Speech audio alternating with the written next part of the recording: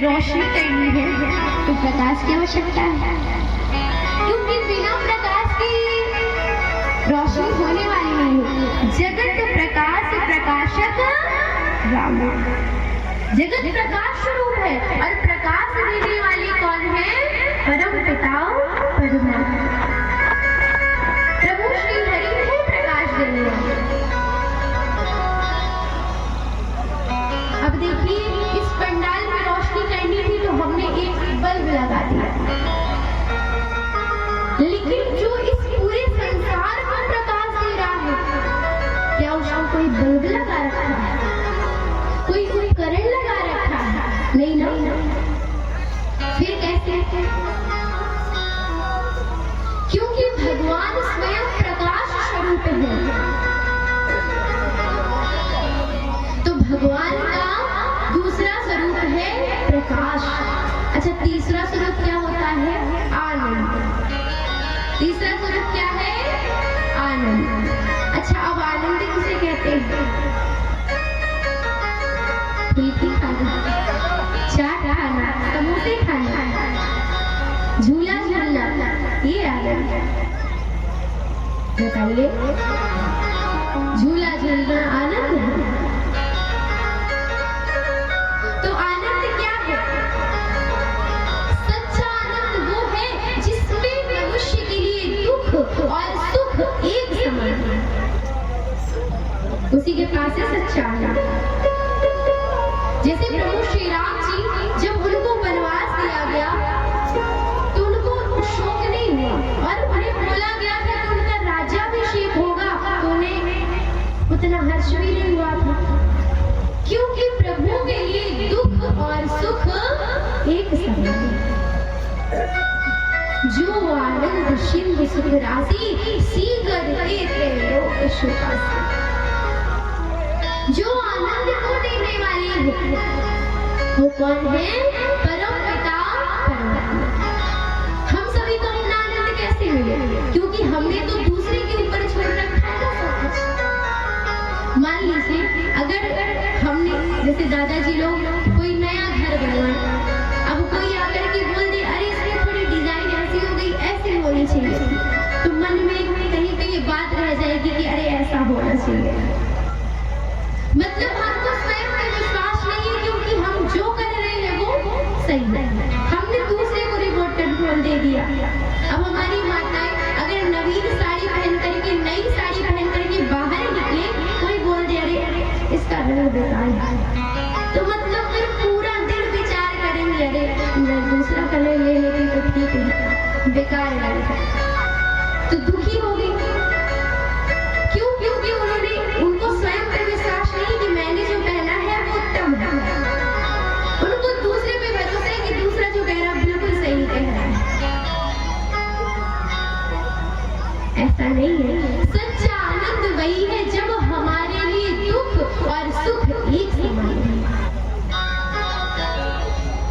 हम सभी दुख और सुख में एक समान हैं,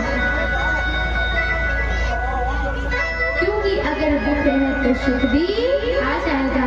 जो दुख और सुख में एक समान रहता है उसी के पास है सच्चा। तो प्रभु के कितने स्वरूप हैं? 3 स्वरूप, सच, चित और आनंद। सच तेरी जो बिन से सच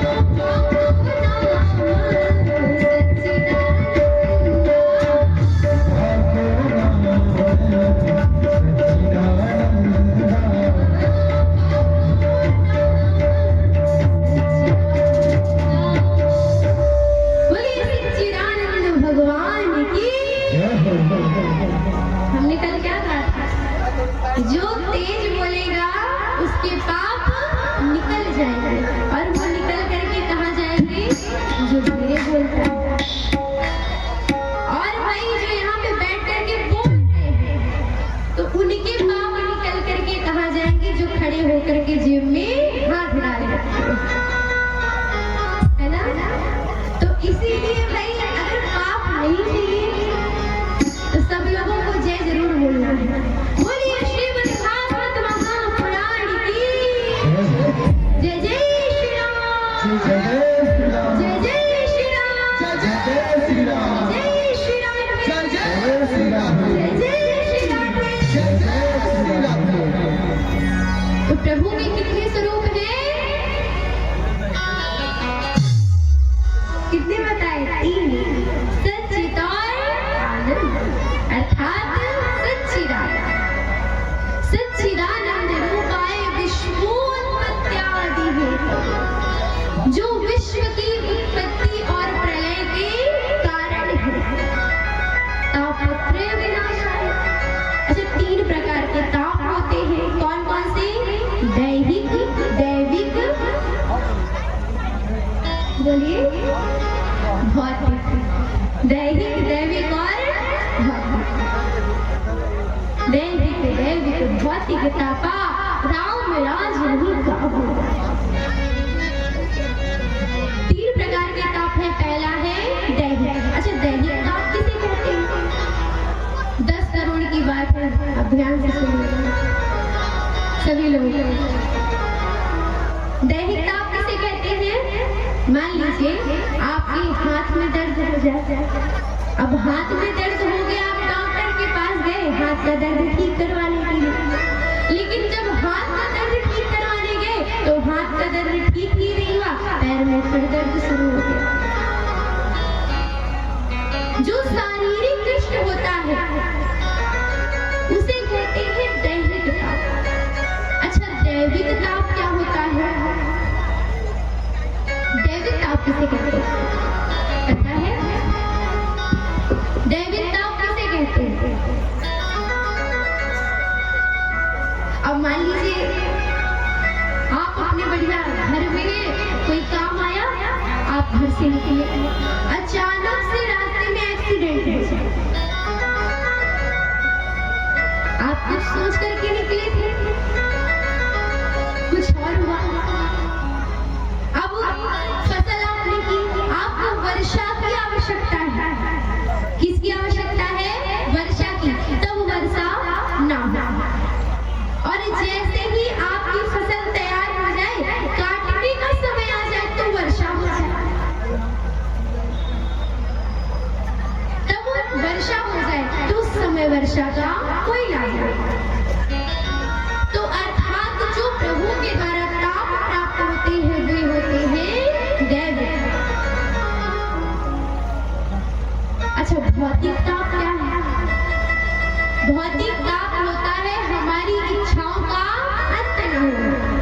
अब हमारे पास साइकिल है तो हमें मोटरसाइकिल की चाह, मोटरसाइकिल हो तो 4 व्हीलर की चाह, 1 मंजिल मकान है तो 2 मंजिल की चाह, घर में 4 साड़ी है आपके तो 10 साड़ी की चाह। मतलब इच्छाओं का अंत न होना, ये होता है भौतिक ताप, भौतिक अवस्था। लेकिन यदि हम प्रभु की शरण में जाए, उनकी भक्ति करें, तो हमारे ये तीनों ताप नष्ट हो जाएंगे, समाप्त हो जाएंगे। क्योंकि हमारे दुख का कारण है हमारी इच्छा, हमारी चाह। अगर हमारी इच्छा ना रहे तो हमें दुख भी ना मिले, लेकिन हमारी इच्छा ही हमें दुख देती है। आप लोग भगवान की पूजा भी करते हो ना, तो उनसे मांगते हो भगवान ये दे दीजिए, भगवान वो दे दीजिए, भगवान ऐसा कर दीजिए, भगवान वैसा कर दीजिए। सब लोग शांति का परिचय बनाए, सब लोग शांत बैठेंगे। ऐसा करिए, वैसा कर दीजिए। अब ये नहीं कि आप बढ़िया के अब लाइट चली गई तो बढ़िया फोन आप चलाएं, ऐसा ही सुनिएगा। तो हमारी इच्छाओं का अंत न होना ये होता है भौतिक ताप। कहने का अर्थ ये है कि किसी को भगवान से सब कुछ चाहिए, लेकिन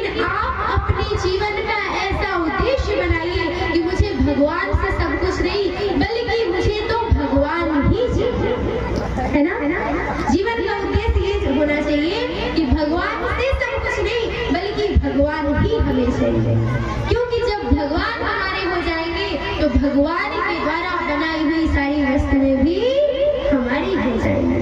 बोलिए भक्तवत्सल भगवान की जय हो। बोलिए वृंदावन बिहारी लाल की जय हो। तो भगवान, अगर हम भगवान की शरण में जाएं तो भगवान हमारे तीनों प्रकार के तापों का विनाश करते हैं। तापत्रय विनाशाय श्री कृष्णाय वयम। श्री कृष्ण कहा गया राधा रानी जी। सच्चिदानंद रूपाय, जो सच्चिद आनंद प्रभु है, विश्व की उत्पत्ति और प्रलय के कारण है, जो तीनों प्रकार के तापों का विनाश करते हैं, उनको हम राधा रानी सहित प्रणाम करते हैं। बोलिए श्री कृष्ण कन्हैया लाल की।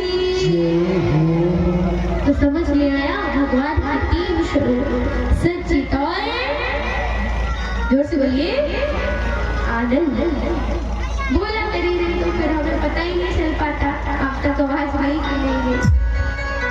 सच्चित और तो कौन सत्य है? ईश्वर, भगवान ही सत्य है। वो ईश्वर सत्य है, सत्य ही शिव है, शिव ही सुंदर है। हो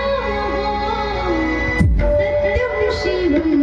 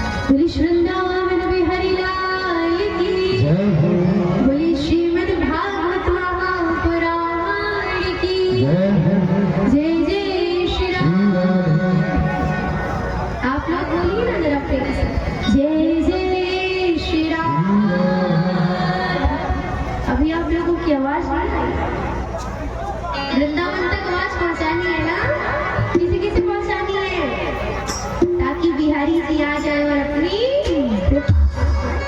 पीछे वाले को नहीं पहुंचानी ना।